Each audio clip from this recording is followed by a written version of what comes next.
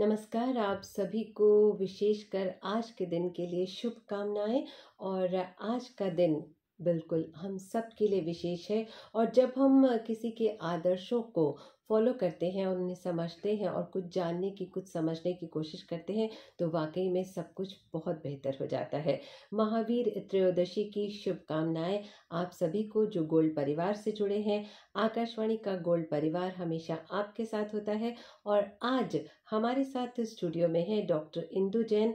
Doctor साहब, आपका बहुत बहुत स्वागत करना चाहेंगे एफएम गोल्ड के स्टूडियो में। जय जिनेन्द्र, नमस्कार प्रीति जी।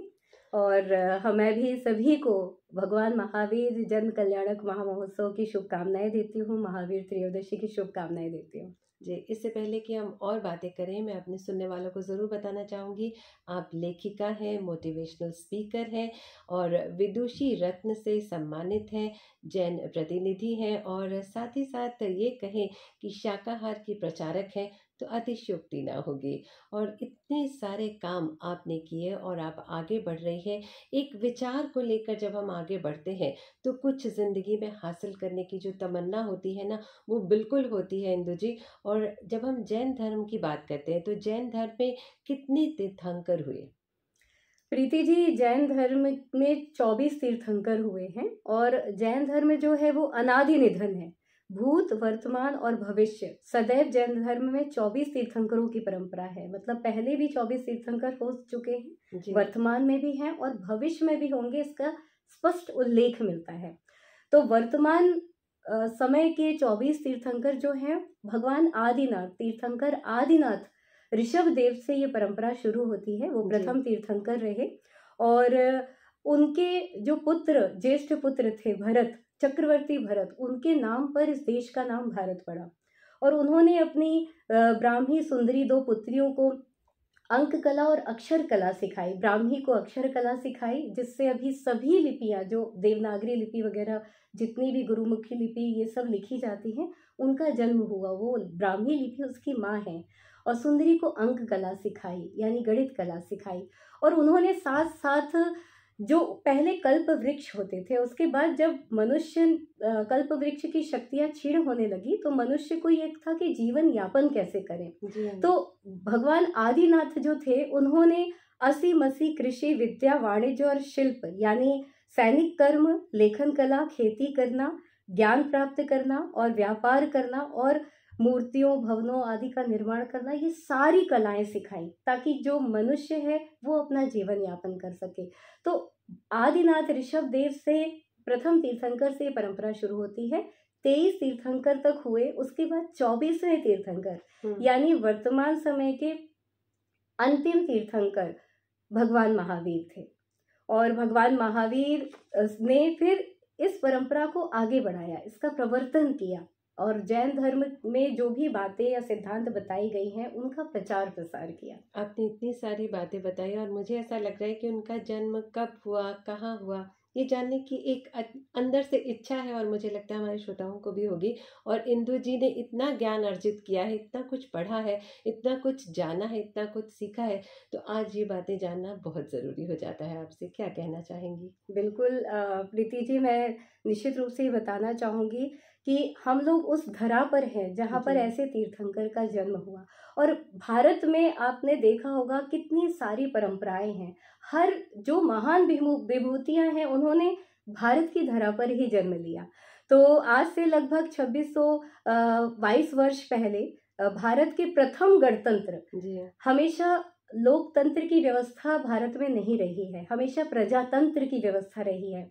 पर वैशाली एक प्रथम गणतंत्र राज्य था, जहां पर वहां के कुंड ग्राम में चैत्र शुक्ल त्रयोदशी को उत्तर फाल्गुनी नक्षत्र में बालक वर्धमान के रूप में भगवान महावीर का जन्म हुआ। और ऐसी एक पवित्र आत्मा ने जन्म लिया, जिन्होंने भगवान के रूप में जैन धर्म के 24वें तीर्थंकर के पद को प्राप्त किया।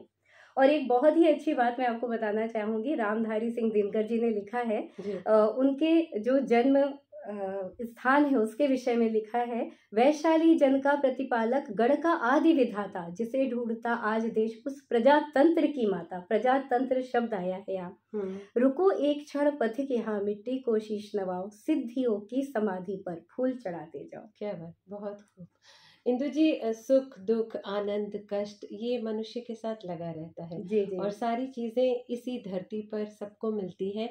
और कभी सफलता, कभी आप विफल हो जाते हैं अपने काम में, तो सारी चीजें चलती रहती है। लेकिन जब हम किसी के उपदेशों को सीखते हैं, समझते हैं और उन्हें जानने की कोशिश करते हैं, तो जिंदगी को बेहतर करने की पूरी कोशिश होती है। तो बिल्कुल। मैं चाहूंगी कि कुछ ऐसी बातें हम सबके साथ साझा कीजिए। मैं बिल्कुल आपको बताऊंगी, उसके पहले आपका एक प्रश्न लेती हूँ कि आपने जन्म पूछा था और जी साथ ही उनका जो निर्वाण हुआ उसके बारे में बता के फिर मैं उनके उपदेशों पर आऊंगी। जी। कि भगवान महावीर ने तप किया, त्याग किया, तपस्या की और पूरे उनका सर्वोदय सिद्धांत जो था पूरे पृथ्वी के कण कण कल्याणकारी रहे, मंगलकारी रहे, ये भावना उनकी थी। तो उन्होंने जो उपदेश दिए वो पूरे विश्व के लिए कल्याणकारी हैं। उनका निर्वाण जो हुआ वो 2549 वर्ष पूर्व कार्तिक चतुर्दशी को ब्रह्म मुहूर्त में 72 वर्ष की अवस्था में बिहार प्रांत में स्थित पावापुरी से उनका निर्वाण हुआ। और आपको एक विशेष बात मैं बताना चाहूंगी जी। कि उसी दिन से, जिस दिन उनका निर्वाण हुआ था, उसके दूसरे दिन से ही नव संवत्सर, सर्व प्राचीन संवत्सर श्री वीर निर्वाण संवत्स के नाम से प्रचलित है। और ये बहुत ही धूमधाम से मनाया जाता है और अगले वर्ष 2550वां निर्वाण उत्सव मनाया जाएगा अगले वर्ष। जी जी, जितने भी संवत हैं उसमें ये सबसे, जैसे 2550वां संवत है, वीर निर्वाण संवत के नाम से इसको जानते हैं। और जब भगवान महावीर का निर्वाण हुआ था तो लोगों ने खुशी में दिए जलाए थे।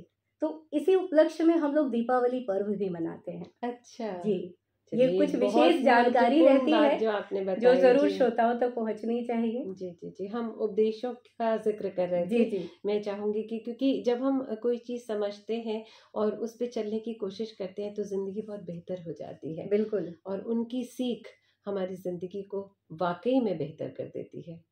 देखिए प्रीति जी, मैं आपको बताऊं, भगवान महावीर के जो मूलभूत सिद्धांत हैं वो सिद्धांत हैं अहिंसा, सत्य, अहिंसा। अस्तेय, अपरिग्रह, ब्रह्मचर्य। ये सभी सिद्धांत जो हैं वो मनुष्य को जीवन जीने की कला सिखाते हैं। अब आप ये देखिए कि भगवान महावीर जिस समय उनका जन्म हुआ उस समय वर्तमान इस परिस्थितियां ठीक नहीं थी। हिंसा था, पशु बलि दी जाती थी, महिलाओं को भी वो अधिकार नहीं था जो उनको अधिकार प्राप्त होना चाहिए। और कई तरह के, मतलब वातावरण में बहुत ज़्यादा दूषित वातावरण था। उस समय भगवान महावीर ने जन्म लेकर एक अहिंसा की क्रांति की, नारी उत्थान की बात की। उनकी प्रथम गणनी थी चंदनबाला, जिन्होंने उनको आहार दिया था और उन्होंने उनका उद्धार किया था। जी। तो जब बात आती है अहिंसा की, तो सबसे पहले बात, अगर हम अहिंसा की बात करते हैं तो कहा जाता है कि भाई किसी को नहीं मारना अहिंसा है, ठीक है, किसी की रक्षा करना अहिंसा है। पर जो भगवान महावीर ने उपदेश दिए उसमें है सूक्ष्म अहिंसा की बात की गई। उन्होंने कहा मन में किसी के लिए बुरा सोचना भी हिंसा है। करना तो दूर, हाँ, आपको सोचना भी नहीं चाहिए। मन, वचन और कर्म से आपको अहिंसा का पालन करना है, तभी आप सही रूप में अहिंसा का पालन कर पाओगे। यानी कि मन से किसी के लिए बुरा नहीं सोचना, वचन से हित मित प्रिय वचन बोलना, ऐसे वचन बोलना जो किसी के लिए कष्टकारी ना हो। वचन से आप अहिंसा का पालन करो। और कर्म यानी कि आप शारीरिक रूप से किसी को ना सताओ, किसी की हिंसा मत करो, सत्य वचन बोलो, अस्तेय, आप चोरी ना करो, अपरिग्रह, कम संग्रह करो। मतलब जितनी आवश्यकता है, आपने देखा होगा आजकल लोग ये भी खरीद लो, वो भी खरीद लो, पता नहीं कितनी सारी चीजें खरीद लेते हैं जबकि उनको आवश्यकता नहीं होती है, घर में पड़ा रहता है। तो भगवान महावीर ने कहा अपरिग्रह का सिद्धांत अपनाओ। मतलब जितनी आपको आवश्यकता है सिर्फ उतना ही, उससे अधिक नहीं, क्योंकि अगर आप उससे अधिक लेते हो तो किसी के अधिकार का आप हनन करते हो। बहुत प्यारी बात आपने कही और मुझे लगता है कि अगर हम इन बातों को समझे तो हमारी जिंदगी बहुत बेहतर हो जाती है। और अक्सर इंदु जी सोच जाते हैं, अगर कोई हमें कुछ कहता है तो हमारे मन में ये भाव अवश्य आता है कि उसने हमारे बारे में ऐसा कहा। मतलब सोच भी नहीं होनी चाहिए, नहीं होनी चाहिए। तो ये सोच को भी अगर आप रखते हैं तो वो भी अहिंसा है। जी जी, बहुत खूब। एक बहुत ही अच्छी बात आपको और बताऊं कि वर्तमान समय की अगर हम प्रीति जी बात करें तो आपने देखा होगा कि बहुत सारे नारियों का शोषण हो रहा है और कई तरह की चीजें हो रही हैं। तो पर अगर हम अपरिग्रह के सिद्धांत को अगर हम अपनाते हैं तो हम समाज में एक रूपता ला पाएंगे। मतलब अगर हम अच्छे से रहना चाहते हैं तो हम दूसरे को भी उठाएंगे और हम नारियों का सम्मान करेंगे। अगर हम ब्रह्मचर्य की बात करते हैं तो हम नारियों का सम्मान करेंगे, पुरुषों का सम्मान करेंगे, सबको एक अच्छी दृष्टि से देखेंगे, कभी बुरी दृष्टि से नहीं देखेंगे। तो ये सब जो उपदेश हैं ये अपने आप में बहुत ज़्यादा ज़रूरी है। सबका सम्मान करना ये बहुत ज़रूरी है, और अगर हम इन बातों को समझें तो हमारी ज़िंदगी बेहतर हो सकती है। बिल्कुल। जैसे मनुष्य की बात करते हैं, प्रकृति है, जीव जंतु है, उनके संरक्षण के लिए भगवान महावीर ने कौन सा मार्ग दिखाया है? आप हैं तो ये जानना बहुत ज़रूरी है। बिल्कुल प्रीति जी, देखिए अगर धरती पर सिर्फ मनुष्य नहीं है तो हम जी। उनके कल्याण की बात नहीं सोच सकते। तो भगवान महावीर ने मतलब हर सूक्ष्म से सूक्ष्म जीव जिसको आप माइक्रोस्कोप से देखते हैं, जो आंखों से नहीं दिखाई देते, ऐसे जीवों की रक्षा की भी बात कही है। जी। आप देखेंगे जितने भी हमारे घर में जो परंपरा है वो हम लोग पानी छान कर पीते हैं, रात्रि भोजन नहीं करते हैं, शाम को ही भोजन कर लेते हैं और चलने में 4 हाथ आगे देख कर चलते हैं कि कोई चींटी वगैरह तो नहीं है, कोई जीव वगैरह तो नहीं है।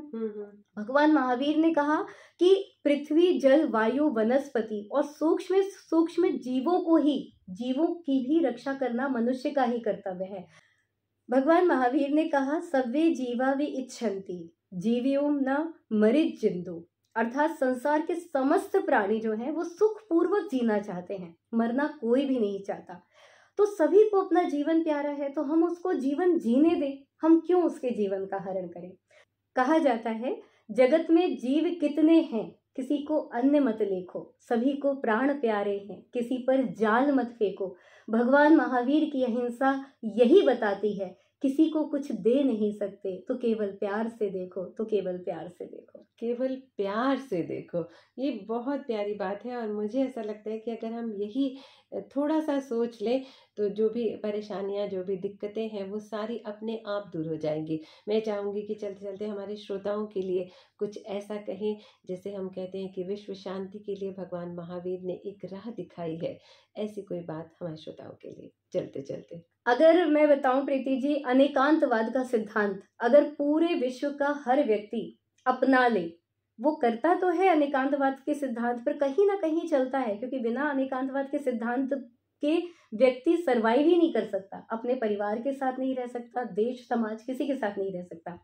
अनेकांतवाद का सिद्धांत कहता है कि आप एक ये दृष्टि रखो कि मैं ही सही नहीं हूं, मैं भी सही हूं। जी। और जब आप ये दृष्टि रखते हो ना, तो आप दूसरे को सम्मान देते हो, दूसरे को एक मौका देते हो, अवसर देते हो। आपने देखा होगा परिवार में भी मतभेद होते हैं, ऑफिस में भी मतभेद होते हैं, जहां जाओ तो ये मतभेद को समाप्त करने का सबसे अच्छा तरीका है कि मैं ही सही नहीं हूँ, मैं भी सही हूँ। मैंने भी आज बहुत कुछ सीखा जी जी, इसकी दृष्टि अगर पूरे विश्व में आ जाए तो निश्चित रूप से विश्व शांति संभव है।